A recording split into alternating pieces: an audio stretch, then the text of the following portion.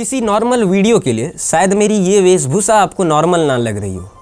अगर आप सोच रहे हैं कि मेरी ये वेशभूषा के पीछे राज क्या है, तो वो आपको वीडियो के थंबनेल और टाइटल देखकर अंदाज़ा लग ही गया होगा। जी हाँ, कहते हैं किसी शुभ काम की शुरुआत अगर किसी शुभ जगह से की जाए तो सोने पे सुहागा।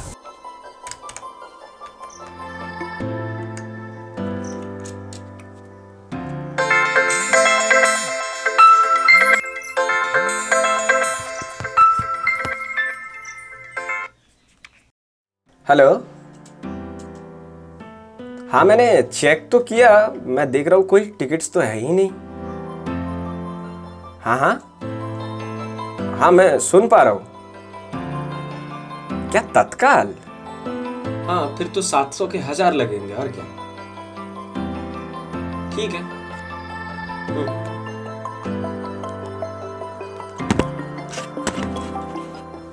तो अब आप सोच रहे होंगे कि ये शुभ शुरुआत किस चीज़ की।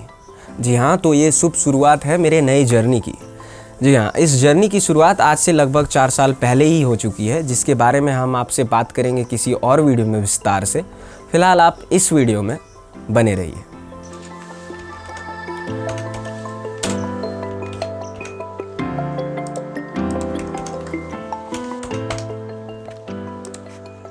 तत्काल में ही सही, 700 के 1000 ही सही, लेकिन अब सोच लिया है तो वहीं जाएंगे।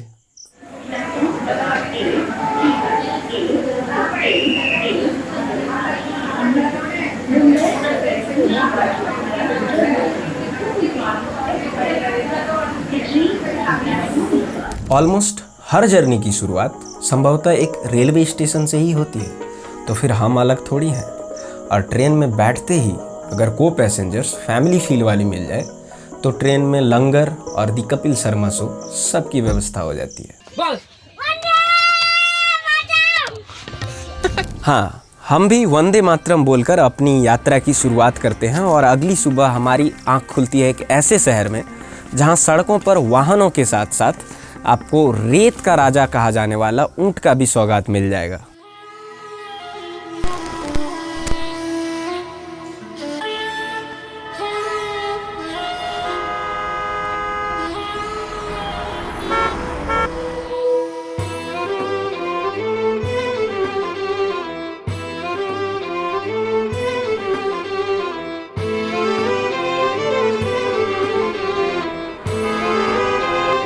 यहाँ की गलियों में घूमते हुए हर कोना आपको एक नई कहानी सुनाता है।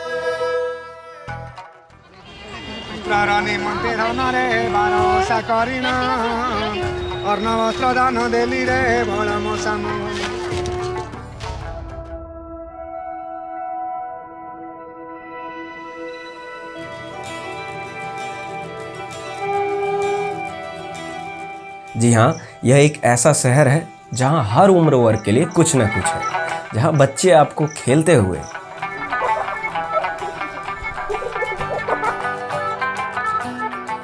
और जवान लोग कतारों में इंतजार करते हुए और बूढ़े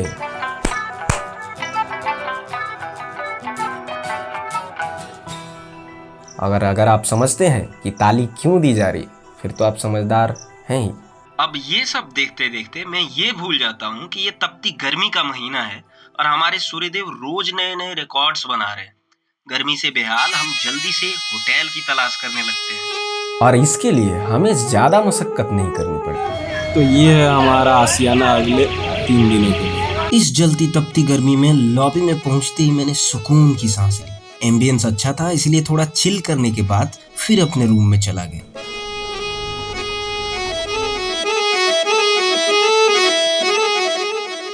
और बड़ों के साथ अगर आप चाय पे चर्चा यानी चुनावी होड़ और सास बहू सीरियल वाली तिकड़म भरी कहानी को मिस कर दें तो यात्रा अधूरी।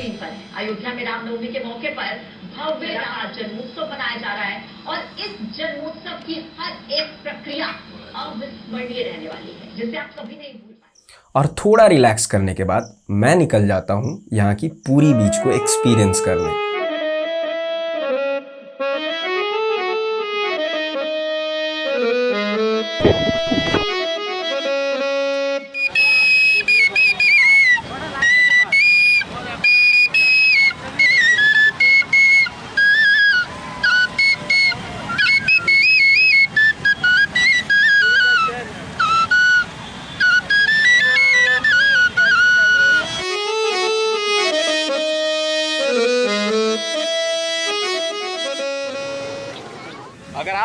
यहाँ गर्मी में आ रहे हैं तो आप कोशिश करेंगे कि आप एक छाता लेकर ज़रूर आ जाएं। जी हाँ, यहाँ ऐसा ही स्कैम चलता है। आप सामने की तरफ जो ये शेड्स देख पा रहे होंगे, ये एक्चुअली पर आवर 300 रुपये के 3 चेयर प्रोवाइड करते हैं। तो मैं तो यही सजेस्ट करूँगा कि आप अपना छाता लेकर आएँ और छाता लेकर बीच का एंजॉय करें। और कहने को ये अपने आप में एक अलग वाइब है। यहाँ गोवा या फिर अन्य बीच की तरफ पार्टी वाइब्स तो नहीं है, लेकिन जो है वो है pure culture and emotions of people around.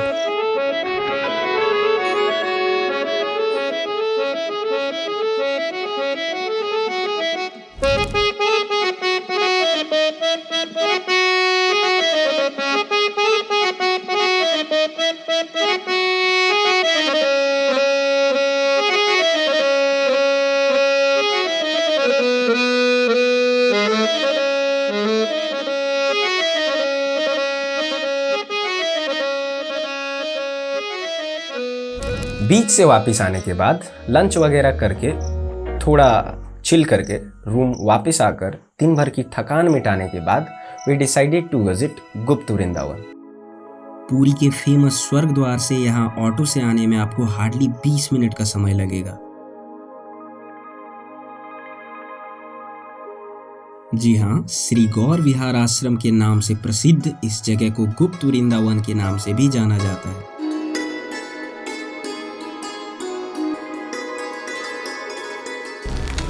अंदर आते ही I felt why it is called Gupt Vrindavan.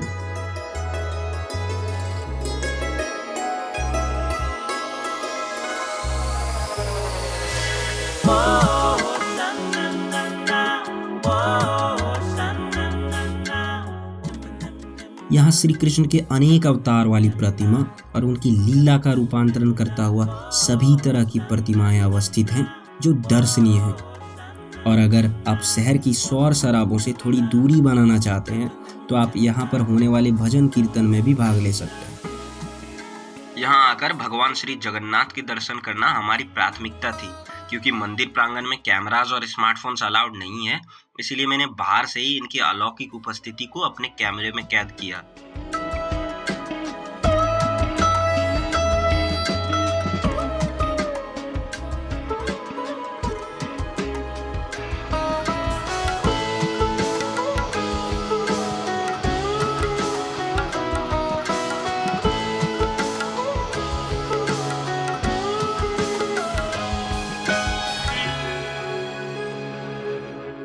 गुप्त वृंदावन से वापस आने के बाद हमारा पहला दिन समाप्त होता है और हमारे दूसरे दिन का प्लान होता है पुरी के आउटस्कर्ट्स में जो भी फेमस साइट सीइंग स्पॉट्स हैं उसे कवर करने का। और इस टूर प्लान के दौरान हमारा पहला डेस्टिनेशन होता है कोणार्क टेम्पल। जी हाँ, पुरी से ऑलमोस्ट 1.5 आवर की ड्राइव के बाद हम हमारे पहले डेस्टिनेशन कोणार्क टेम्पल पहुँच जाते हैं। कोणार्क टेम्पल को राजा नरसिम्हा देवा द्वारा 1244 ईस्वी में भगवान सूर्य की आराधना के लिए बनवाया गया था, इसीलिए इसे सूर्य मंदिर के नाम से भी जाना जाता है। और अगर आप यहाँ जाना मिस करते हैं तो you are missing an architectural marvel of ancient engineering. Konark temple से निकलने के बाद गर्मी की वजह से गाड़ी और हमारी दोनों की हवा टाइट हो गई थी और इससे पहले गर्मी से बेहाल हम दम तोड़ दें, वी चेंज द प्लान। और फिर हमारी सूची तो बहुत लंबी थी, हमें बहुत जगहों पर जाना था, उदयगिरी, धौलगिरी, लेकिन सब कुछ छोड़कर वी डिसाइडेड टू गो ऐसी जगह जहां आत्मा और मन दोनों को ही थोड़ी शांति मिल जाए। और हम लोग सीधा पहुंच जाते हैं नंदनकानन।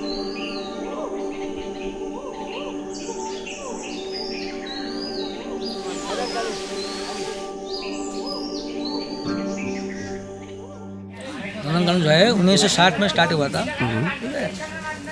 उसके बाद पब्लिक के लिए कब खोला गया? टाइगर था उसका नंदनकानन, 2 टाइगर पहल का बात था नंदनकानन।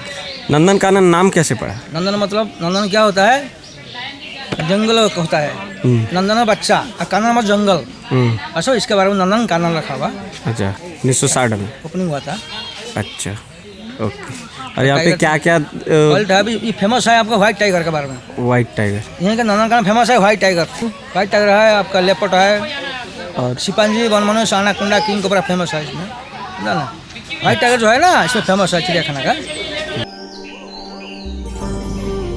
नंदनकानन, जिसका मतलब है द गार्डन ऑफ हेवन। अगर आप यहाँ आते हैं तो यहाँ बैटरी ऑपरेटेड व्हीकल के साथ साथ वाइल्ड लाइफ की भी व्यवस्था है। आप इन दोनों में से कोई एक ऑप्शन चूज करके यहाँ की वाइल्ड लाइफ को एक्सपीरियंस कर सकते हैं। यह इंडिया का एकमात्र ऐसा जू है जिसे जंगलों के बीच ही एनक्लोजर्स बनाकर जू का रूप दिया गया है। यह botanical garden, wild life safari और जू, इन तीनों का एक कॉम्बिनेशन है जो इसे अपने आप में अनोखा बनाती है। 150 से ज़्यादा स्पीसीज और लगभग 3500 से भी ज़्यादा जीव जंतुओं का घर है ये नंदनकानन।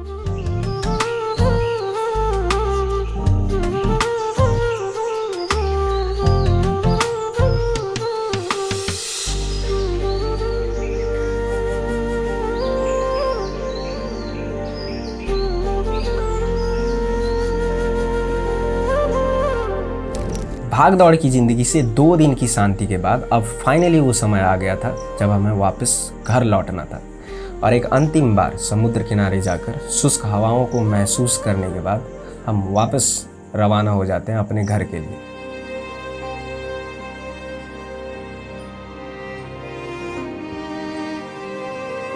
मैंगो फ्रूटी, बादाम मिल्क।